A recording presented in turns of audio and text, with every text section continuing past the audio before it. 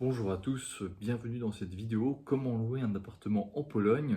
Je vais essayer de vous dire le plus d'informations en évitant de faire une vidéo trop longue. Donc surtout les astuces, des conseils perso, des pièges à éviter. Je vais vous expliquer aussi ce qu'est le czynsz, combien doit-il s'élever environ, qu'est-ce qu'il comprend, ainsi que les prix à peu près des loyers. Donc en 2025, les loyers en Pologne sont devenus un sujet crucial, hein. Les loyers ont beaucoup augmenté.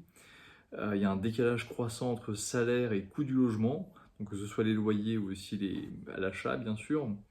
Donc je vais vous expliquer un peu comment ça se passe si vous arrivez, si vous voulez vous installer en Pologne, comment faire en fait pour louer un logement. Donc globalement, le louer en Pologne, c'est un système plus simple mais plus flou. Il y a moins de règles qu'en France. C'est en général plus simple. Il ne faut pas de garant, faut pas montrer un an de bulletin de salaire, faut pas vous montrer l'intégralité de votre patrimoine. Vraiment, c'est beaucoup plus simple. Il n'y a pas de casting avec des queues de 20 personnes attendant dans des cages d'escalier comme à Paris. C'est globalement beaucoup plus simple. Donc moins de règles écrites, moins de paperasse. En contrepartie, il y a plus de flou juridique. Ça, c'est l'aspect euh, auquel il faut faire attention. C'est que c'est beaucoup plus flou. Donc là, il y a l'importance du feeling et de la relation personnelle. Euh, la confiance, c'est un peu un système à l'ancienne. La confiance et l'impression donnée jouent un rôle très important. Donc le bon moment pour chercher un logement, donc il faut éviter euh, août, septembre, octobre, puisque c'est l'époque où dans toutes les grandes villes, il y a beaucoup d'étudiants qui recherchent des appartements, beaucoup de gens aussi changent de boulot, et donc c'est une période un peu tendue, donc évitez cette période-là si possible. Puisque les prix seront plus élevés, il y a plus de concurrence, les propriétaires sont plus exigeants, ils ont plus le choix. Donc c'est vraiment, si vous pouvez éviter cette période, évitez-la. Les codes sociaux à connaître. Donc bien sûr que, soyons honnêtes, hein, pas de langue de bois, c'est vrai que si vous parlez polonais, c'est quand même vraiment un avantage. Si vous ne le parlez pas du tout, c'est un inconvénient, mais ça reste faisable. Donc même quelques phrases peuvent faire la différence, que vous montrez que vous n'êtes pas totalement un alien, mais que vous connaissez un peu la Pologne, pour créer toujours ce lien de confiance, ça vaut le coup de tenter de dire quelques mots en polonais. L'apparence compte beaucoup, il faut être bien sapé si possible. En fait, aujourd'hui, être français, euh, ou belge ou canadien par exemple, ça ne suffira pas pour que l'agent immobilier ou le propriétaire vous fasse d'emblée confiance. Il faut en fait, puisqu'il y a plein de... Les Polonaises savent qu'en France, il y a plein de cas sociaux, entre guillemets, et donc le passeport français n'est plus l'élément, en fait, n'est plus le sésame qui permet d'ouvrir toutes les portes, alors qu'il y a 20 ans, je pense que c'était un peu le cas. Donc il faut montrer qu'en tant qu'individu, vous êtes digne de confiance, donc vous êtes bien sapé, vous présentez bien, vous êtes confiant, vous êtes sérieux, professionnel. Ça montre aussi que vous avez du pognon, même si en réalité, peut-être que vous n'en avez pas autant que votre apparence le, le montre. Donc voilà, faut être propre sur soi, faut être fiable, entre guillemets. Donc ensuite, bien sûr, faut parler anglais, hein. Anglais, ça c'est un must. Quoique, peut-être, avec les applications de traduction, si vraiment vous présentez bien et que vous êtes vraiment le mec ou la nana sérieuse, euh, ça permettra déjà, même sans anglais, de entamer les démarches. Donc il faut rassurer sur sa situation financière, donc dire que vous avez soit un contrat de travail en Pologne, soit vous avez une entreprise qui tourne. Si vous n'avez rien, enfin je veux dire, si vous n'avez pas ces éléments-là, peut-être que vous avez un patrimoine, peut-être qu'en France ou en Europe de l'Ouest, vous aviez un très bon salaire. Donc il ne faut pas en fait négliger cela. Il faut mentionner, il faut vraiment être rassurant sur votre capacité à payer. Et en fait, le proprio, l'agent immobilier, il veut vraiment être sûr. Donc il faut être franc et cohérent. Mais encore une fois, je vous expliquerai après mon expérience personnelle, comment ça s'est passé, je laisse ça pour la fin, je vous expliquerai exactement comment moi j'ai fait pour louer un appartement quand je me suis installé en Pologne en 2023. Donc ensuite, les profils plus difficiles à louer. Donc malheureusement, ça c'est quelque chose que je déplore, c'est que louer un appartement avec des enfants, c'est plus compliqué. Il y a un a priori, il y a beaucoup de propriétaires, s'ils auront le choix, ils préféreront louer à un couple sans enfants plutôt qu'avec enfants, parce qu'ils ont peur que l'enfant, je ne sais pas, qu'il fasse de la casse, qu'il dessine sur les murs. Les animaux de compagnie également. Donc moi j'ai deux chats, chats que vous pouvez voir ici à ma droite, chatte en l'occurrence. Donc j'ai deux chats. Donc quand j'ai loué l'appartement, enfin je vous expliquerai ça après, hein. J'expliquerai ça à la fin de la vidéo.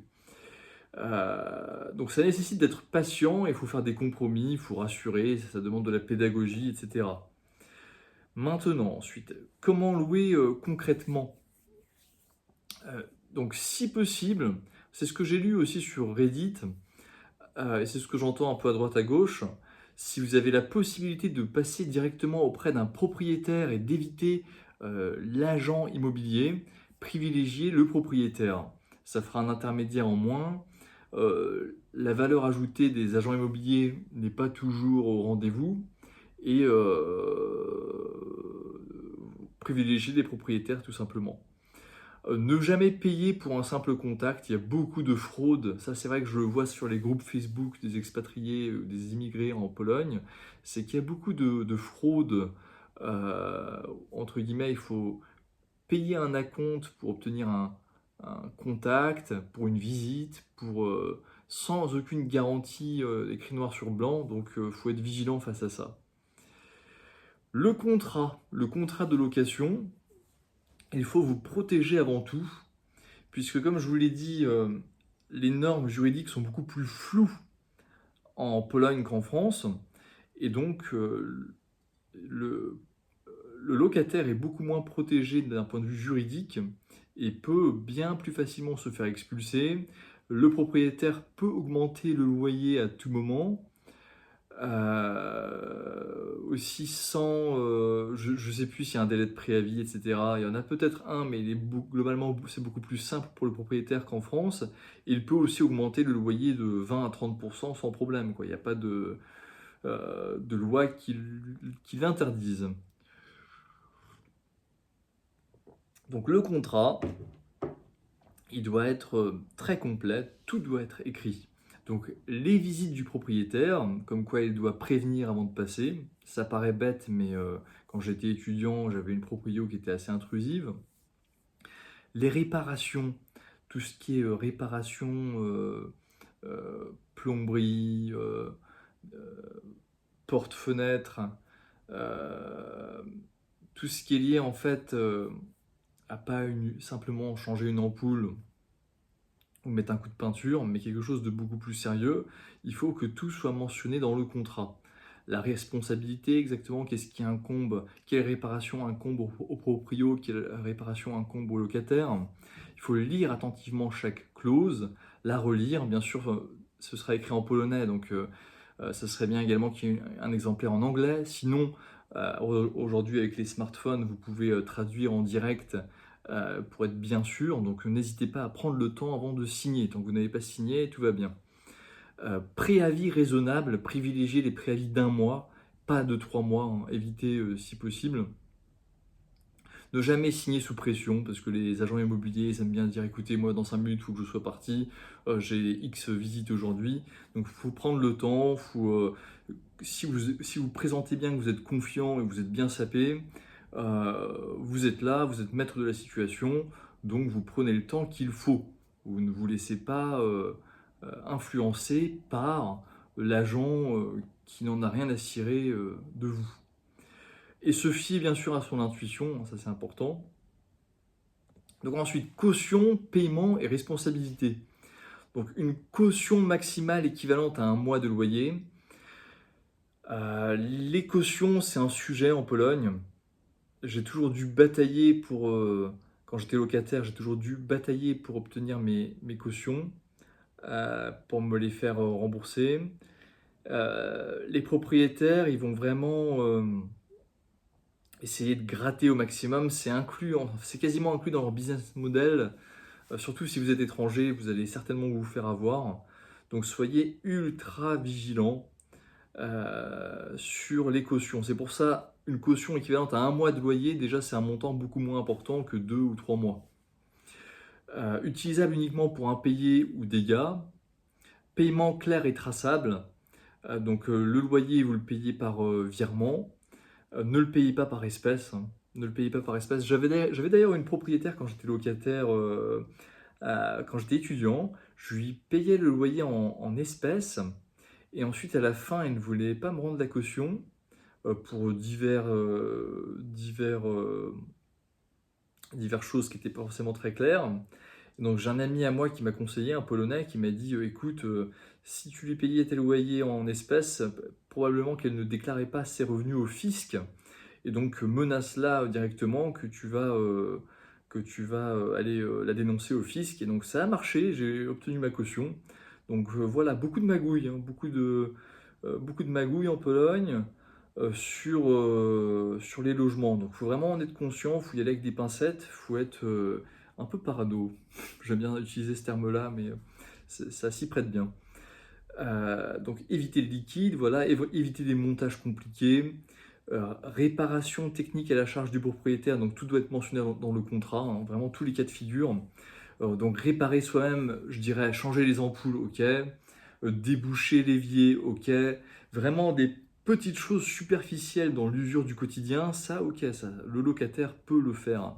Mais dès que vous allez au-delà de ça, il faut que ce soit la charge du propriétaire.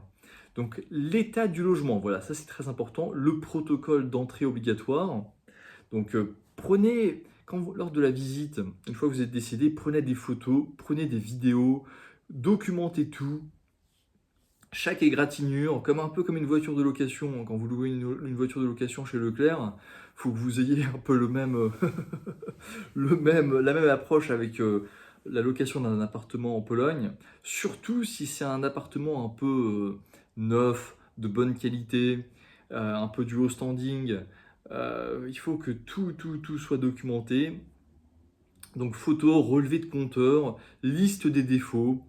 Vérifier le chauffage, l'eau chaude, l'électricité, le gaz, la plomberie, vérifier Internet comment ça se passe, la présence de nuisibles, bon ça c'est, je pense pas que vous louiez dans un trou à rats, mais quand même ça peut arriver, se protéger pour la restitution de la caution.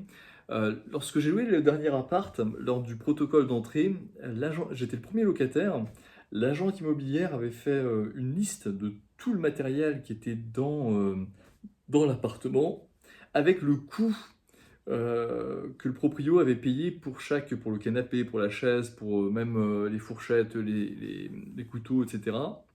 Mais au moins c'est carré, ça protège, ça montre une certaine rigueur. Ensuite, donc une partie qui est assez intéressante, c'est comprendre le czynsz. Czynsz, ça s'écrit C-Z-Y-N-S-Z, czynsz. Donc ça correspond aux charges de l'immeuble, un peu entre guillemets les frais de copropriété. Donc surtout, voilà, c'est surtout les charges. Donc ce qu'il peut inclure, tout dépend de l'immeuble dans lequel vous louez l'appartement. Donc l'entretien des espaces communs, l'eau, le chauffage, les déchets, parfois Internet, souvent c'est pas le cas, mais ça peut l'inclure. Donc le czynsz, le montant du czynsz, il varie selon la ville, la surface de l'appartement, le nombre de personnes qui habitent dans le logement et l'âge du bâtiment. Donc moi maintenant, étant propriétaire, ce qui ne change rien, pour le coup, si vous êtes propriétaire ou locataire, vous paierez le même czynsz. Le czynsz est à la charge du locataire. Donc moi, je paye par mois à partir du 1er janvier 2026 794 zloty. Ça fait quoi? Ça fait 170 €, quelque chose comme ça. Donc pour 48 mètres carrés, 2 personnes, Donc dedans, j'ai tout inclus, donc l'entretien des espaces communs, le Fundush Remontov, donc l'entretien du bâtiment plus à long terme, les déchets, eau chaude, eau froide et chauffage. Donc tout est inclus dedans, sauf l'électricité. L'électricité, je le paye en supplément. Et Internet. Internet aussi, je le paye en supplément. Donc j'ai regardé sur le forum Reddit, je pense que vous connaissez, pour comparer en fait. Donc ça, c'est des données que j'ai trouvées sur Internet comme ça pour vous donner un ordre d'idée. Donc 73 mètres carrés, environ 1000 zlotys pour 3 personnes. Donc 1000 zlotys par mois pour 3 personnes, 73 mètres carrés. À Cracovie, 33 mètres carrés, 820 zlotys pour une personne. Donc là, c'est assez cher. Mais tout dépend du standing de la résidence. Est-ce qu'il y a un ascenseur, est-ce qu'il y a un gardien? Tout ça, bien sûr, ça rajoute des frais assez rapidement. Łódź, Lodz, si vous voulez en français, 62 mètres carrés, environ 1108 zlotys. Hors électricité et internet. Ok, donc c'est comme moi, mais il paye quand même plus cher. Katowice, 50 mètres carrés dans un appartement récent, environ 500 zlotys avec chauffage et eau chaude. C'est pas cher. Varsovie, 65 mètres carrés dans l'ancien, environ 900 zlotys pour 2 personnes. Varsovie, Mokotów, 49 mètres carrés, environ 840 zlotys pour 2 adultes et un bébé. Donc voilà, ces exemples. Donc aujourd'hui, à peu près, le czynsz, il peut se chiffrer entre 13 et 15 zlotys le mètre carré. C'est quelque chose d'assez courant désormais. Il y a une forte hausse ces dernières années dans le contexte d'inflation. Il y a un impact direct sur le budget des ménages. Et donc maintenant, on va passer au coût du loyer. Donc ça, c'est quelque chose d'assez important. Donc les loyers ont beaucoup augmenté ces derniers temps. D'après un article que j'ai trouvé donc, de juillet 2025 à Varsovie, c'est à peu près 80 zlotys le mètre carré, donc quasiment 18 euros, quelque chose comme ça le mètre carré. À Paris, c'est de 25 à 40 euros le mètre carré en location. Donc là, à Varsovie, en moyenne, 18 euros. Pour un 50 mètres carrés, vous comptez 3940 zlotys hors charge et czynsz. Donc vous prenez le 3940, vous rajoutez à peu près avec l'électricité, ça sera facilement 1000 zlotys. Hein. Donc ça ferait plus de 1000 euros un 50 mètres carrés à Varsovie aujourd'hui à peu près. Gdansk, 70 zlotys le mètre carré en location. Cracovie, Wrocław, Gdynia, à peu près 3000 zlotys pour un 50 mètres carrés. Donc ensuite, vous rajoutez toutes les charges, donc czynsz et puis l'électricité, internet, tout ça, vous serez facilement aussi à peu près à 1000 euros par mois, un peu moins, un peu 900 et quelques. Villes plus abordables, Częstochowa, Radom, des villes qui ne sont pas très attractives, forcément ce sera beaucoup moins cher, mais quand même proportionnellement aux salaires locaux, c'est quand même assez cher. Donc louer ou acheter, bien sûr ça dépend des villes, je ne vais pas rentrer dans ce sujet-là. Maintenant je vais vous parler de mon expérience personnelle lorsque j'ai loué l'appartement en 2023. Et donc comment j'ai fait? Donc en fait j'habitais dans la région Poitou-Charentes, comme je l'ai expliqué dans une autre vidéo. En août 2023, j'ai trouvé l'emploi que j'occupe actuellement à Wrocław. Et donc mon poste commençait le 1er octobre. Donc j'avais un mois et demi en fait pour trouver un logement, une location à Wrocław. Ce qui était quand même assez stressant, je ne vais pas vous le cacher. Heureusement que j'ai le passeport polonais, j'ai la nationalité polonaise et je parle polonais avec un petit accent français. Parfois je fais quelques fautes, mais quand même, bien sûr, on va pas se mentir, ça m'a beaucoup facilité la tâche. Donc j'ai regardé sur l'équivalent du Bon Coin polonais, ça s'appelle OLX. Et donc sur OLX, j'ai regardé les appartements à louer à Wrocław. En 2023, c'était déjà très très cher. C'était juste après l'augmentation post-guerre en Ukraine. Donc depuis, ça n'a pas tellement augmenté, un peu quand même, mais 5 à 10%, peut-être 10% quand même. Donc j'ai vu que les loyers étaient très chers. L'équivalent peut-être de la ville de Toulouse, au moins, ouais, voire même peut-être même un peu plus cher. Ouais, peut-être Toulouse. Et donc, Vous pouvez me dire en commentaire ce que vous en pensez par rapport aux données que je vous ai citées précédemment. Et donc, j'ai appelé les propriétaires et j'ai dit que j'avais un chat, alors en réalité j'en avais deux, mais un ou deux chats ou trois chats, franchement ça change rien. Tant qu'ils acceptent les animaux de compagnie, tout va bien. Beaucoup d'annonces d'ailleurs mentionnaient, les deux tiers des annonces mentionnaient non aux animaux de compagnie. Des annonces entre guillemets avec un standing qui était pas mal. Donc j'ai démarché, hein, j'ai appelé plein de personnes. C'était systématique, c'était non dans la mesure où c'était la période la plus chargée de l'année, donc août-septembre, avec beaucoup de demandes. Les appartements, durant cette période, ils partent comme des petits pains. En plus, j'étais pas sur place pour visiter, euh, donc forcément, mon profil n'était vraiment pas attractif. J'étais en France, hein, moi je faisais ça depuis le Poitou-Charentes. Et donc, au fur et à mesure, après une vingtaine peut-être d'appels téléphoniques, je tombe sur une agente immobilière qui me dit écoutez, vous n'êtes pas sur place, j'ai un autre appartement qui pourrait vous intéresser. Donc, c'était pas l'appartement de l'annonce pour laquelle j'avais appelé, mais pour un autre. Donc, comme quoi, ça vaut le coup de démarcher parce qu'après, c'est de l'humain, hein. Donc, c'est des situations où on va peut-être vous proposer un autre appartement. Et donc, l'agente immobilière, elle m'a dit il me faut une garantie. Faites-moi il faut que vous me fassiez un virement d'à peu près 300 zlotys, je crois. C'était pas énorme, 60-70 euros, quelque chose comme ça. 75 euros peut-être, pour réserver l'appartement. Je lui ai demandé qu'il me fasse une preuve par mail. Et bien sûr, avant de faire le virement, j'ai vérifié le site internet de l'agence immobilière, les avis Google.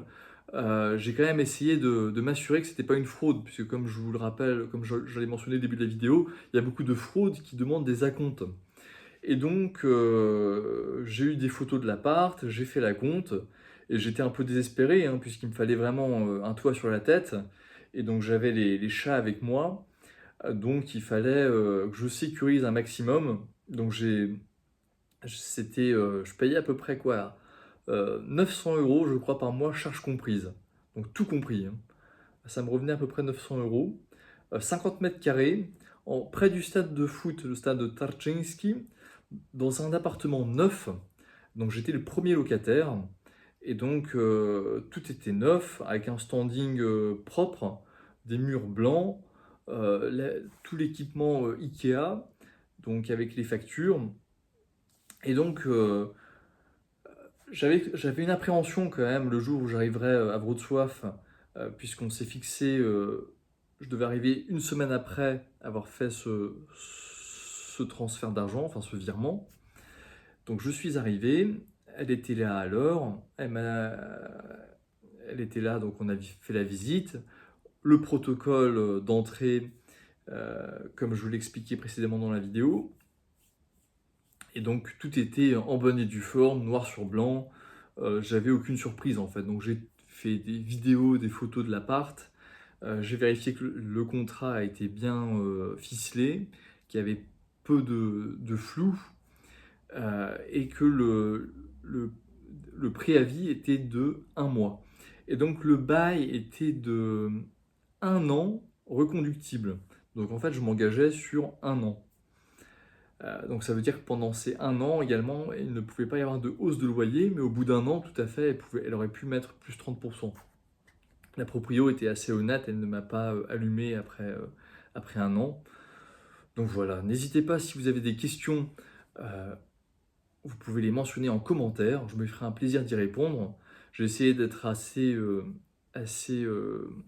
de mentionner toutes les astuces et les pièges à éviter dans le temps imparti. Abonnez-vous, mettez un pouce vers le haut, c'est vrai que ça fait toujours plaisir. Ça pousse l'algorithme à montrer mes vidéos. Et je vous dis à bientôt pour d'autres sujets. Merci à vous.